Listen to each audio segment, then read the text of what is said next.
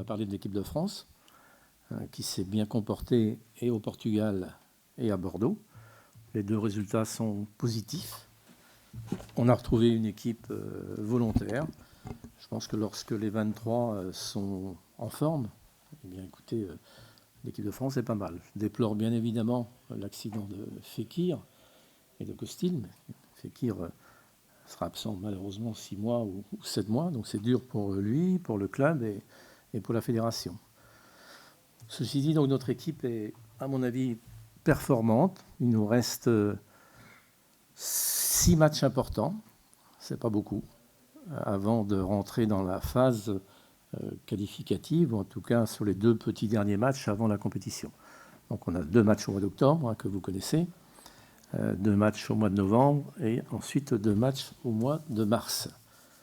Vous en doutez bien que l'équipe de France A fait partie des, non pas des soucis, mais la Fédération française de football est attentive, non pas au comportement, mais elle est prête, bien évidemment, à aider au maximum les joueurs pour qu'ils puissent être dans de très bonnes dispositions. Nos espoirs ont mal démarré. Et pourtant, je tiens à ce qu'ils se qualifient. Je les ai rencontrés avant le match du Mans. Je considère que le premier match est un accident, par une expulsion à la 5e minute. La double peine est cruelle lorsqu'il s'agit d'un gardien de but.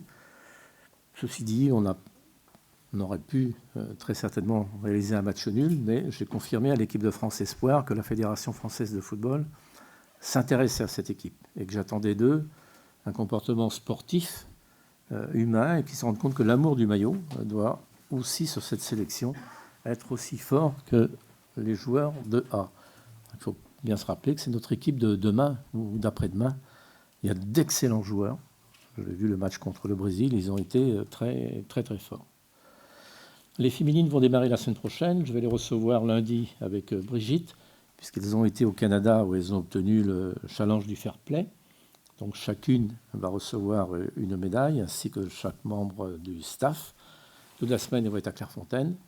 Il y a 2 matchs importants. Le Brésil aussi au Havre, et la Roumanie au Mans le mardi. Bon, l'objectif de cette année aussi est clair. Les femmes, les filles doivent se préparer dans des conditions idéales. La fédération fera aussi tout ce qui est en son pouvoir pour qu'elles soient dans des conditions optimales. L'objectif, c'est les JO. Les JO 2016, avec bien entendu la qualif pour l'Euro en cours de route. Mais les JO 2016 font partie d'un objectif prioritaire. On est qualifié pour cette compétition importante et je souhaite qu'elle soit bien prise en compte par tous ceux qui y participent.